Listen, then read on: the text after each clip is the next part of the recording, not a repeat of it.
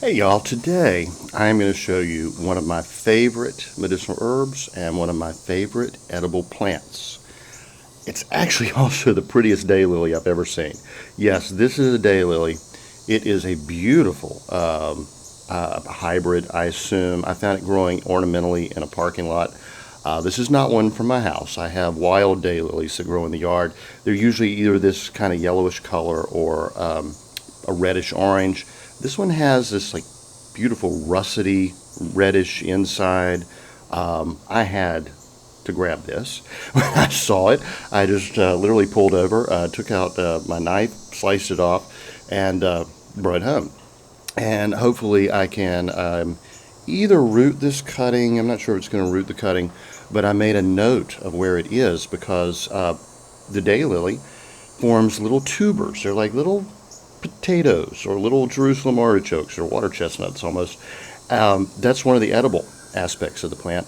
In the fall, when this has died back, I'll go back to that same parking lot, take my hoary knife, which I've done a video on. Unfortunately, the audio quality was a little off on that video. It came out very quiet.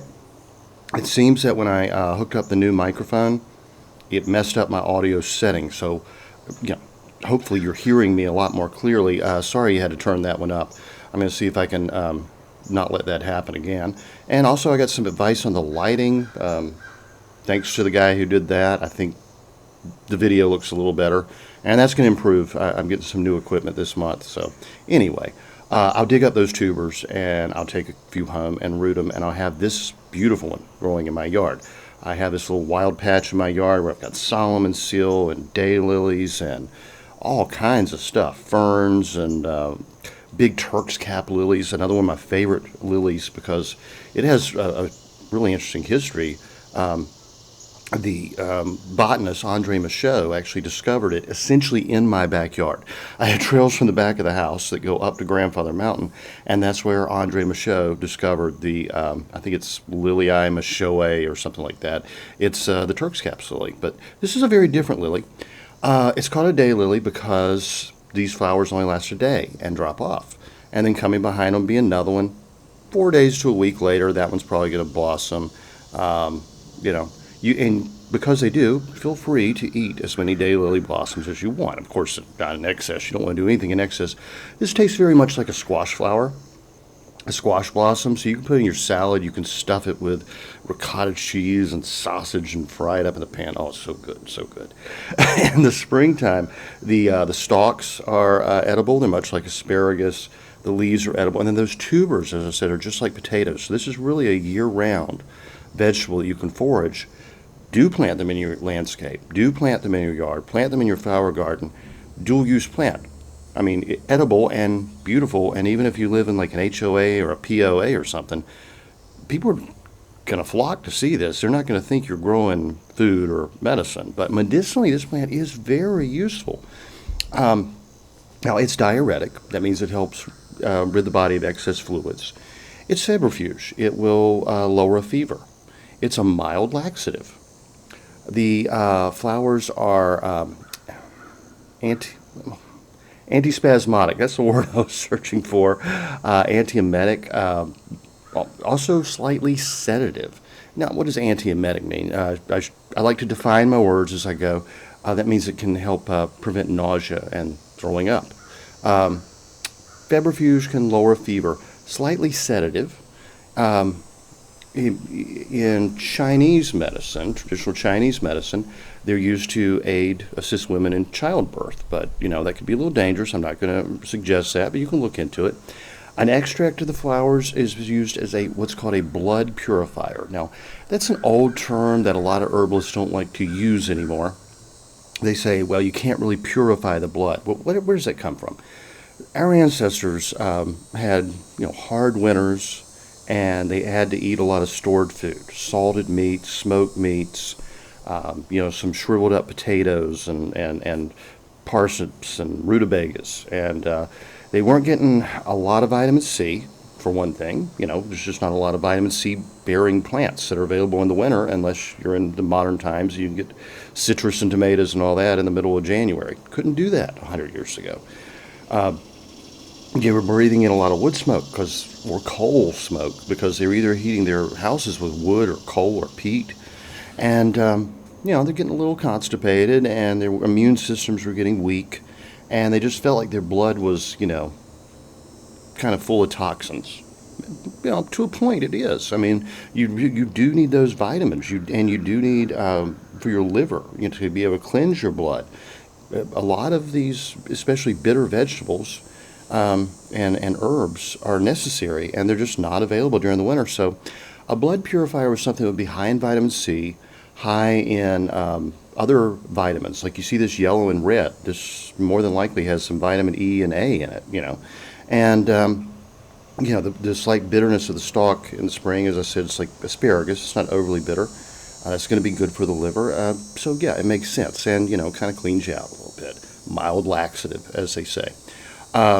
The rhizome, the root, those little like potato things that I was telling you about, have microbial activity. In other words, they're basically an antiseptic. Interestingly enough, the root has a specific action against tuberculosis. It's actually considered to be tuberculostatic. It's also useful against parasitic worms. This plant, especially in earlier times when just sanitation wasn't that great, people had a lot of issues with intestinal parasites. According to many, most people still do today. Another reason to look into growing this plant. It's used in Korea for jaundice, constipation, and pneumonia. And the juice of the root is an effective antidote in arsenic poisoning. Now that's interesting. The root also has a folk use in the treatment of cancer, and interestingly enough, extracts of the root in modern studies have been shown to have an anti-tumor activity.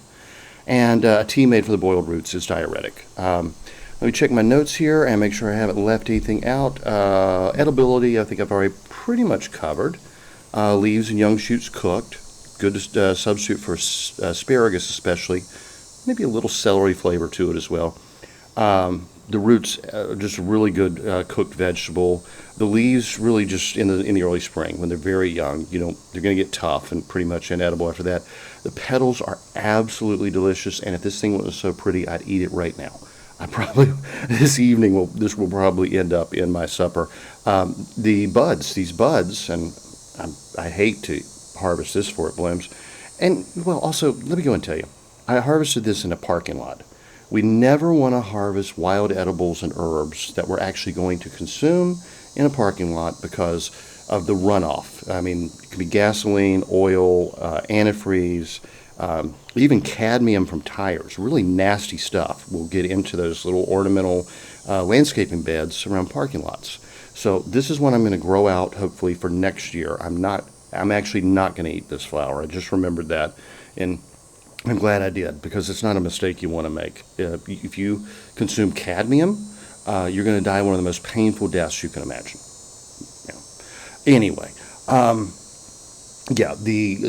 petals are crunchy. They're great. Just you can put them in soups. You can put them in salads. You can just steam and saute them with a little bit of salt. You can do just about anything. This is really nice. But the buds taste like sweet garden peas. Now, interestingly enough, another reason you might want to grow this, the daylily. The flowers contain about 9% protein. Yes, this is a vegetable source of protein, and up to 25% fat. About 60% carbohydrate because it's rich in sugar. This is a survival food that is tasty, really nutritious, and actually a complete meal if you want to look at it that way. Now, you might want to combine it with a little bit of animal-based protein to make those proteins more bioavailable. But yeah, this is a really good one to grow. And as I said, it actually is rich in vitamin A. That was in my notes. And the tubers have this sort of nutty, kind of like a potato, I don't know, more like a Jerusalem artichoke, if you've ever had sunchokes or whatever. Anyway, these are super easy to grow. They're perennial. It's plant it once, let it go, and enjoy it for years.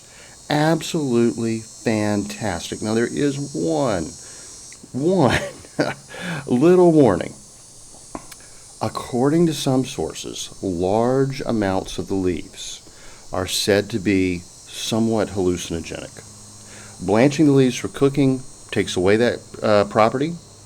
That blanching is just, cooking in hot water and taking out. All right? So, I'm just putting that out as a warning. I have never had a bad experience with daylilies. I have never had any altered experience with daylilies. I have had delicious food and very good medicine. And I mean, what a pretty flower. You know, I may not be like the most artistic or aesthetic kind of guy. I mean, I'm not really into fashion or color, obviously. I mean, you can tell I'm just a real basics guy. God's creation is gorgeous. I mean, maybe that's why I never have gotten into painting or anything like that, or even photography, because what could I ever do that could compare with the view from my back door or, a flower? Just, yeah, this is perfection. So, anyway, y'all, have a good one. I hope you have a wonderful week, and I'll be back next time with another herb video. Have a good one.